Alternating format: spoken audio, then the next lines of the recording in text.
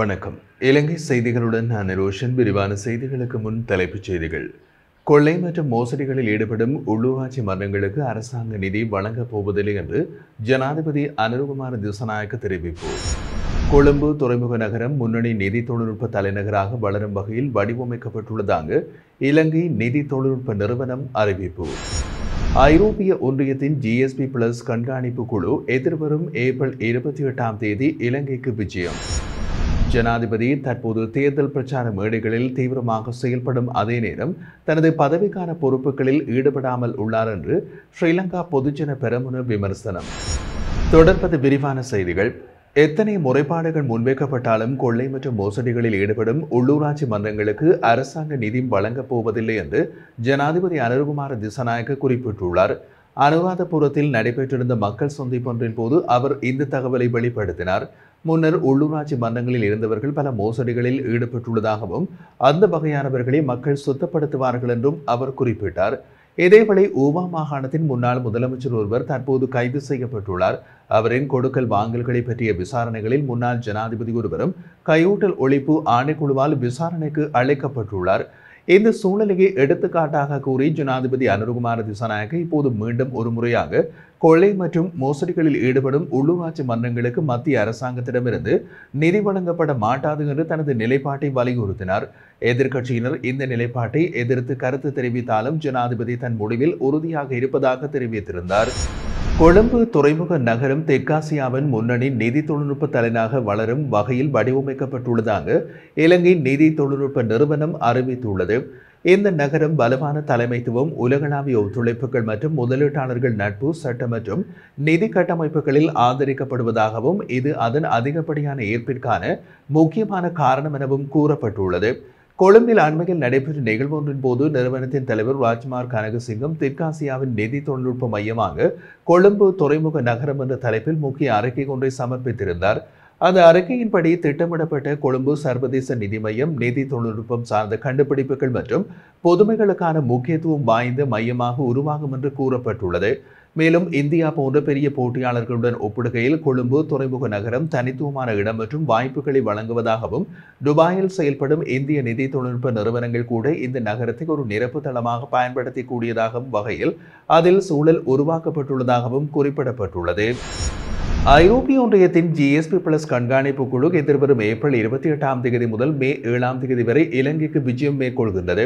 இந்த 2 ஆண்டு இடைவெளியில் ஒருமுறை நடைபெறும் இந்த பயணத்தின் பிரதான நோக்கம் GSP பிளஸ் சலுகைக்கான வர்த்தக நிபந்தனைகள் மற்றும் முன்னேற்றங்களை மதிப்பீடு செய்வதாகும். இலங்கை விஜயத்தின் போது இந்த குழுவினர் அரசியல் பிரமுகர்கள், வணிக சங்கங்கள் மற்றும் அரசு நிறுவனங்களின் பிரதிநிதிகள் உட்பட பல தரப்பினரோடும் சந்தித்து கலந்துரையாட உள்ளார்கள். GSP பிளஸ் சலுகை இலங்கை போன்ற வளர்ந்து வரும் நாடுகளுக்கு வர்த்தக வாய்ப்புகளை உருவாக்கி பொருளாதார வளர்ச்சியை ஊக்குவிக்கும் வகையில் அமைந்துள்ளது. இந்த பயணம் சலுகையை தொடர்வதற்கான முக்கியமான அத்தியாயமாகவும் கருதப்படுகிறது. ஜனாதிபதி அனுரகுமார திசாநாயக்க தற்போதைய சூழலில் தேசிய மக்கள் சக்தியின் தேர்தல் பிரச்சார மேடைகளில் மட்டும் தீவிரமாக செயல்படுகிறார். ஆனால் அவர் தனது பதவிக்கான அரசு தலைமை பொறுப்புகளில் ஈடுபடாமல் இருக்கின்றார் என்று ஸ்ரீலங்கா பொதுஜன பெரமுனவின் ஊடக பேச்சாளர் சஞ்சீவ எதிரிமான தெரிவித்தார். கொழும்பில் நடைபெற்றிருந்த ஊடக சந்திப்பொன்றில் கலந்து கொண்டு கருத்து தெரிவித்த போது அவர் இவ்வாறு கூறினார். 2015ஆம் ஆண்டு ஜனாதிபதி தேர்தலில் வெற்றி பெற்ற மைத்ரிபால சிறிசேன அதனைத் தொடர்ந்து நடைபெற்ற எந்த ஒரு தேர்தல்களிலும் மேடையேறி தனது கட்சிக்காக பிரச்சாரம் செய்யவில்லை. அவர் தனது பதவியின் மரியாதையை காத்தார்.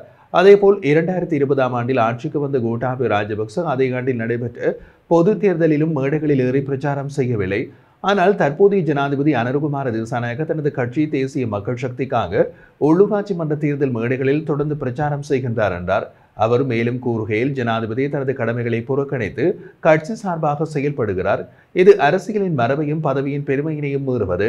எதிர்க்கட்சி தலைவர் சஜித் பிரேமதாசை விட நாங்கள் ஸ்ரீலங்கா பொதுஜன பெரமுனவின் தேசிய அமைப்பாளர் நாமல் ராஜபக்ச தலைமையில் முன்னணியில் உள்ளோம். வரவிருக்கும் உள்ளூராட்சி மன்ற தேர்தலில் பெரும்பாலான மன்றங்களில் நாங்கள் கைப்பற்றுவோம் என்றும் அவர் வலியுறுத்தி கூறினார். உள்ளூராட்சி மன்ற தேர்தலில் முன்னிட்டு பிரச்சாரங்கள் தீவிரமாக நடைபெற்று வரும் நிலையில் தாம் வேட்புமனு தாக்கல் செய்தவர்கள் வெற்றி பெற முடியாது என்பதை உணர்ந்து ஜனாதிபதி அனுரகுமார திசாநாயக்க நேரில் பிரச்சாரத்தில் இறங்கியுள்ளதாக ஐக்கிய மக்கள் சக்தியின் பாராளுமன்ற உறுப்பினர் நளின் பண்டார விமர்சித்துள்ளார். கொழும்பில் அமைந்துள்ள ஐக்கிய மக்கள் சக்தியின் அலுவலகத்தில் நடைபெற்ற ஊடகவியலாளர் சந்திப்பில் உரையாற்றியவர், இது பொய் கூறும் அரசாங்கம் அல்ல, பொய்யால் உருவான அரசாங்கம். மக்கள் உணர்வு மாற்றமடைந்துள்ளனர். அரசாங்கத்தின் செயல்பாடுகள் மீது நம்பிக்கை இல்லை என்று கூறினார். மேலும் சர்வதேச அளவில் ஏற்பட்டுள்ள நிலவரங்கள் குறித்து கருத்து தெரிவித்த அவர் இந்தியா மற்றும் பாகிஸ்தான் ஆகிய நாடுகளில் நிலவும் சிக்கலான சூழ்நிலை பிராந்திய ஸ்திரத்தன்மைக்கு பாதிப்பு ஏற்படுத்தக்கூடியதாக உள்ளது. எனவே இரு நாடுகளும் அமைதியாக பொறுமையாகவும் செயல்பட வேண்டும் என்பது எமது எதிர்பார்ப்பு. அதே நேரத்தில் ஐரோப்பாவிலும் யுத்த சூழ்நிலை தொடர்கின்றது. இஸ்ரேல் பாலஸ்தீன் மோதலும் அமெரிக்கா சீனா பொருளாதார போரும் தொடர்கின்றன என்றார். அரசாங்கம் சர்வதேச சூழ்நிலைகளை புரிந்து கொண்டு செயல்பட வேண்டிய அவசியம் உள்ளதாகவும் வலியுறுத்தினார். தலதா வழிபாட்டுடன் தொடர்புடைய ஏற்பாடுகள் தொடர்பாக அரசாங்கத்தை விமர்சித்த நளின் பண்டார, வழிபாடுகள் ஆரம்பிக்கப்பட்டாலும் போதுமான ஏற்பாடுகள் செய்யப்படவில்லை. சன நெரிசலை கட்டுப்படுத்த முடியாத நிலைமை ஏற்பட்டுள்ளது. இதனால் தான் ஜனாதிபதி மீண்டும் அங்கு செல்ல வேண்டிய நிலைமையும் ஏற்பட்டது. மேலும் கடந்த காலங்களில் முன்னாள் ஆட்சியாளர்கள் தலதா வழிபாட்டிற்கு செல்லும் போது ஊடகங்களை அழைத்து செல்வதை விமர்சித்த ஜேவிபி தற்போது அதே செயலை மேற்கொள்கிறது என்றும் சுட்டிக்காட்டப்பட்டது. மக்களுக்கு எந்த ஒரு நிவாரணங்களையும் வழங்காமலேயே சர்வதேச நாணய நிதியத்திடம் கடன் மீளச் செலுத்த கால அவகாசம் கோரி கடிதம் அனுப்பியதற்காக அரசாங்கத்தை கடுமையாக விமர்சித்துள்ளார் முன்னாள் அமைச்சர் ராஜித சேனாரத்ன. களத்துறையில் நடைபெற்ற மக்கள் சந்திப்பில் உரையாற்றியவர் இன்று ரணில் விக்ரமசிங்க ஆட்சியில் இருந்திருந்தால் எலன் மஸ்க் ஊடாக அமெரிக்க முன்னாள் ஜனாதிபதி டொனால்ட் ட்ரம்புடன் பேச்சுவார்த்தைகளை நடத்தி நிவாரணங்களை பெற்றிருப்பார் என்றும் கூறினார். மேலும் ரணில் விக்ரமசிங்கவின் வழிகாட்டலால் நாட்டை வங்குரோத்து நிலையிலிருந்து மீட்டெடுத்ததை சர்வதேசம் பாராட்டுகின்றது. ஆனால் உள்ளூர் அரசியலில் கட்சி ஆதாயத்திற்காக அவரை விமர்சிப்பது மோசமானது என்று குறிப்பிட்டுள்ளார். தற்போதைய அரசாங்கம் கடனை செலுத்த கால அவகாசம் கோருவது மட்டுமே செய்யும் நிலையில் மக்கள் துயரத்தை தாண்டி நிவாரணம் பெற முடியாத நிலையில் தான் உள்ளனர் என்றும் அவர் சுட்டிக்காட்டியிருந்தார். மேலும் மே மாதத்திலிருந்து புதிய பொருளாதார நெருக்கடிகள் உருவாகும் அபாயம் இருப்பதோடு ஆகஸ்ட் மாதத்தில் அதற்கான விளைவுகள் தெளிவாக வெளிப்படும் என்றும் டிசம்பரில் மக்கள் மீண்டும் பொருட்கள் கிடைக்க சிரமப்பட்டு வரிசைகளில் நிற்க நேரிடும் என்றும் அவர் எச்சரிக்கை விடுத்தார். அத்துடன் ஜனாதிபதி அனுகுமார திசாநாயக்க அமெரிக்காவுடனான பேச்சுவார்த்தைகள் வெற்றிகரமாக முடிந்துள்ளதாக கூறுகின்றார். ஆனால் எவ்வித இணக்கப்பாடும் எட்டப்படவில்லை. உண்மையான முடிவுகளை எடுக்க ட்ரம்புடன் நேரடி பேச்சுவார்த்தைகள் அவசியம். இதை ரணில் செய்திருப்பார் என்றும் அவர் கூறினார். ஊழல், கொலை மற்றும் ஆழ்கடத்தல் போன்ற கடுமையான குற்றங்களில் ஈடுபட்ட எவருக்கும் இந்த முறை தப்பிக்க இயலாது என்று வெளிவிவகார பிரதியமைச்சர் அருண் ஹேமச்சந்திரா தெரிவித்தார். இம்முறையில் அரசாங்கம் உறுதியுடன் நடவடிக்கை எடுத்து வருவதாகவும் கூறினார். மட்டக்களப்பில் களதாவளி பகுதியில் உள்ள உள்ளூராட்சி வேட்பாளர்களின் தேர்தல் காரியாலயத்தை திறந்து வைத்த பின்னர் நடைபெற்றிருந்த நிகழ்வில் கலந்து கொண்டு உரையாற்றிய அவர், கடந்த காலங்களில் சட்டத்தில் இருந்து இடைவெளிகளை பயன்படுத்தி பலர் தப்பியிருந்தார்கள்.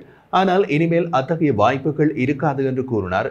மேலும் மட்டக்களப்பு மாவட்ட அபிவிருத்தி கூட்டங்களில் ஏற்பட்ட சச்சரவுகள் தற்போது காணப்படுவதில்லை என்றும் எதிர்க்கட்சியினர் அரசியல் பழிவாங்கலின் பேரில் குற்றவாளிகளை பாதுகாக்க முயல்வது வேதனை அளிக்கிறது என்றும் கூறினார்.